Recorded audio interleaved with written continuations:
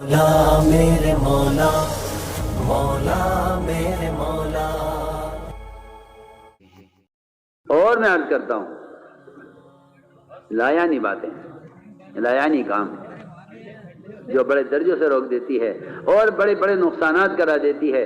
سب سے بڑی لایانی جو اس زمانے میں مسلمانوں کے ہاتھوں میں تھما یہ یہود و نصارہ نے، وہ یہ موبائل ہے، جس کے بارے میں اچھے اچھے لوگوں کی رائے کچھ کمزور ہے اور لوگ کہتے ہیں کوئی حرج نہیں ہے، حالانکہ اس نے کیا تعلیم کے حلقے، کیا خانقاہوں کے ذکر کے حلقے، کیا مدرسوں کے تعلیم کی مجلسیں، کیا تبلیغ اور دعوت کے نورانی جلسے، ان سب کے اوپر اس آلی کی وجہ سے ظلمتیں چھائی ہوئی ہیں۔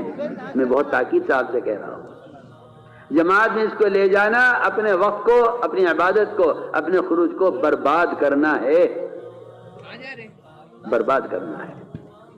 فرشتے تم سے دور بھاگیں گے۔ آپ ذرا غور تو کیجئے میں کیا کہہ رہا ہوں۔ آپ کا خیال ہے فرشتے ہمارے ساتھ ہیں؟ بیت اللہ میں آپ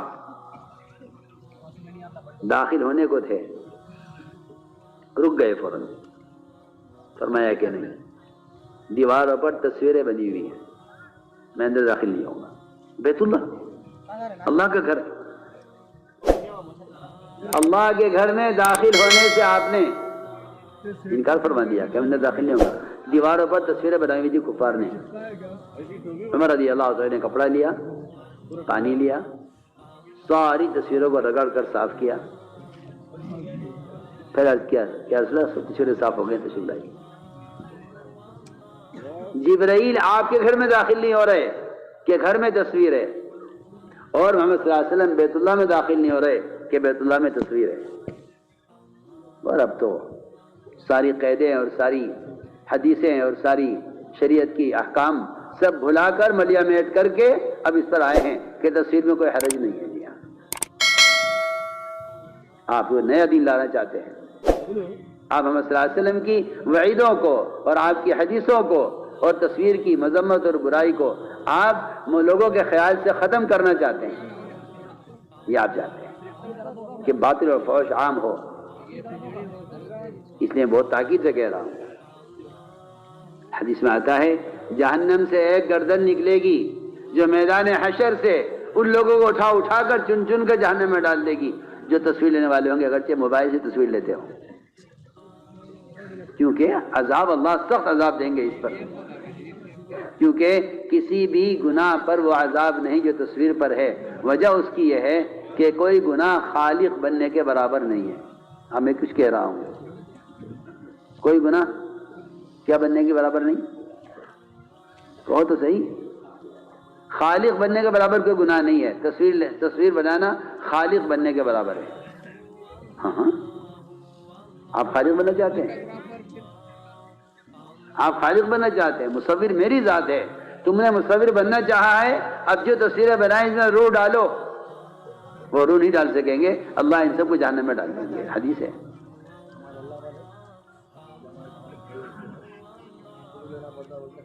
میں پوچھتا ہوں، یہ ابھی تو آیا موبائل، پہلے کیا ہوتا تھا؟ لوگ کیسے جیتے تھے؟ بادشاہ، وزیر، عوام، علماء، مالدار، فقراء، غرباء کیسے گزر کرتے تھے؟ ایسا تو نہیں ہے کہ یہ دنیا بننے کے زمانے سے چلا آ رہا ہے، ایسا تو نہیں ہے۔ ایسا آدمی مجبور ہو جائے کہ اس کے بغیر ہم چل نہیں سکتے۔ یہ آپ کے وقت کو ضائع کرانے کے لیے، آپ کے حلقوں سے فرشتوں کی آمد کو روکنے کے لیے اور آپ کے دینی مجلسوں کو ظلمت بنانے کے لیے یہ آپ کو دیا گیا ہے۔ سیدھی بات میں اس کا، اس لیے اللہ کے واسطہ دے کر کہتا ہوں آپ سب سے، اور انشاءاللہ آپ وہ ہیں جس طرح کہا جائے گا آپ اس طرح کریں گے، ہمیں اللہ کی طرف سے امید ہے، اس لیے کہ الحمدللہ اطاعت پر اور اجتماعیت پر امت الحمدللہ قائم ہے۔ آپ اس مقصد کے لیے یہاں آئے ہیں، یہاں کی ہر بات عمل کرنے کے لیے ہے۔ میں آپ سے سب سے عرض کرتا ہوں کہ اس کو جماعت میں ساتھ لے کر نہ جائیں۔ اللہ کہے گا آپ اس کا فائدہ محسوس کریں گے اور بتائیں گے کیا فائدہ ہوا ہے، مجھے یقین اللہ کی ذات ہے۔ آپ کو منٹ منٹ آپ کے گھر سے تعلق ہے، آپ منٹ منٹ کی خبریں لے رہے ہیں، تاجر لے کر جاتے ہیں، خروج میں تجارت کرتے ہیں. جب کہ عمر رضی اللہ فرماتے ہیں کہ جو آدمی اللہ کے راستے میں نکل کر چھوٹی سی بھی تجارت کر لے اور پھر وہ میدان قتال میں کفار کے ہاتھوں شہید کر دیا جائے، اللہ اس کو شہادت کا درجہ نہیں دیں گے، کیونکہ اس نے خروج میں تجارت کی ہے. میری بات توجہ چاہتی ہے سب کی، میں کچھ کہہ رہا ہوں. صحابہ نے تعجب سے کہا عمر کیا بات کر رہے ہیں آپ؟ ایک آدمی اگر چھوٹی تجارت کر لے خروج میں اور پھر وہ شہید کر دیا جاوے اللہ کے راستے میں، تو کیا آپ یہ کہہ رہے ہیں کہ وہ قتل ہوا ہے شہید نہیں ہوا، اس کو شہادت درجہ نہیں ملے گا؟ صحابہ نے کہا مومنین آپ کیا کہہ رہے ہیں؟ وہ مشرکین کے ہاتھوں قتل کیا گیا ہے. فرمایا وہ مقتول ہے، شہید نہیں ہے. سنو سنو، میں بہت اہم بات کہہ رہا ہوں. یہ جماعتوں میں بیماری پیدا ہو گئی ہے کہ موبائل لے کر جاتے ہیں اور اپنے موبائل کے ذریعے اپنی تجارت کرتے رہتے ہیں. یہ حضرت عمر کے اس وعید کے اندر شامل ہیں. حضرت عمر فرما رہے ہیں کہ اگر یہ قتل بھی کر دیا جائے جماعت میں خروج میں کفار کے ہاتھوں تب بھی یہ شہید نہیں ہوگا، عام قتل ہوگا، کسی کا قتل ہو جاتا ہے. سوچو اسے، کیونکہ اب تجارت کے لیے لازم نہیں ہے کہ دکان ہو اور دکان میں آپ بیٹھے ہیں. آج کل تو آپ جانتے ہیں کہ موبائلوں کے ذریعے سے وہ تجارت ہو رہی ہے جس میں آدمی کو کچھ کرنے نہیں ہوتا. بڑے بڑے بزنس چل رہے ہیں موبائلوں پر، ہے نا؟ یہ بات بتاؤ، ہاں نہ تو کرو کچھ، مجھے تو خبر نہیں اس لائن کی جو سنتا ہوں وہ کہہ رہا ہوں.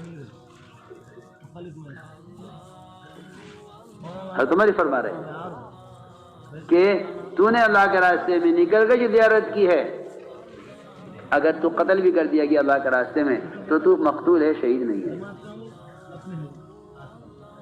تو میرے بزرگوں دوستوں عزیزوں، اس لائن سے اپنے آپ کو بچانے کی ضرورت ہے. جی ہاں، ورنہ اس نے کسی بھی شعبے کا کوئی دینی جلسہ، کوئی دینی مجلس چھوڑی نہیں ہے جہاں یہ شیطان داخل ہو کر اپنی ظلمتوں کو غالب نہ کیے ہوئے ہو. لوگوں کو دھوکہ ہے، لوگ بیچارے دھوکے میں ہیں کہ بات پھیل رہی ہے، نشر و اشاعت ہو رہی ہے اور لوگوں کو فائدہ ہو رہا ہے. میں کہتا ہوں کیا فائدہ؟ حرام کام میں کوئی فائدہ ہے؟ حرام کام میں کوئی فائدہ ہے؟ منکر سے کئی معروفات وجود میں آتے ہیں. کتنی غلط سوچ ہے. منکر سے معروفات پر لایا جائے گا. معروفات لانے کے لیے معروفات کا راستے اختیار کرو. اس لیے تاکید سے کہہ رہا ہوں کہ یہ اس کے استعمال، اس پر نشر و اشاعت دین کی، اس پر علم کی اشاعت، یہ سب چیزیں، یہ علم کی بھی توہین ہے، قرآن کی بھی توہین ہے اور دین مجالس کی بھی توہین ہے. نہیں، یہ شیطان، اس شیطان کا دین کے کسی کام سے کوئی تعلق نہیں. اس شیطان کا دین کے کسی کام سے کوئی تعلق نہیں. آپ ذہن سے یہ نکال دیجئے کہ یہ تو ایک آلہ ہے، اچھے کام کے لیے تو اچھا ہے، برے کام کے لیے استعمال کے تو برا ہے. میں کہتا ہوں یہ حماقت ہے اور کچھ بھی نہیں ہے. آپ مجھے بتائیے، آپ پیشاب کے برتن میں پانی پینا پسند کریں گے؟ ہاں نہ تو کریں گے. پیشاب کا برتن پیشاب کے لیے ہے، کھانے کا برتن کھانے کے لیے ہے. شریعت نے، طریقت نے، بلکہ جو ہے انسانی عقل نے ہر چیز کو تقسیم کیا ہے نا کہ بھئی یہ برتن پیشاب کے لیے ہے، یہ برتن کھانا کھانے کے لیے ہے، یہ ہاتھ استنجے کے لیے ہے، یہ ہاتھ اچھے کاموں کے لیے ہے، کھانا کھانے کے لیے ہے. اس طرح تمام چیزیں تقسیم ہے اپنے اپنے کاموں کے لیے. اس طرح میرے دوستوں عزیزوں، قرآن پڑھنے کے لیے قرآن دیا گیا ہے، تسبیح ذکر کرنے کے لیے تسبیح کی دانوں کی تسبیح دی گئی ہے، جنگلی کے پورے دیے گئے ہیں. ورنہ میں یاد کرنا چاہتا ہوں کہ صحابہ کے طریقوں کو ختم کرنے اور اسلام اور تلاوت اور عبادت میں نیا فیشن لانے کی یہ کوشش ہے تاکہ صحابہ کے طریقے ختم ہوں، اب اسلام میں نئے طریقے جاری ہوں. اس لیے تاکید سے کہہ رہا ہوں کہ اس کا استعمال دنیا کے لیے کرو، ٹھیک ہے، دنیا کے لیے جتنا چاہے اس کا استعمال کرو، بزنس کے لیے کرو، ضروریات کے لیے کرو، کوئی فیکس بھیجنا ہے، کوئی کام کرو، ٹھیک ہے، کرو، دنیا کے لیے استعمال.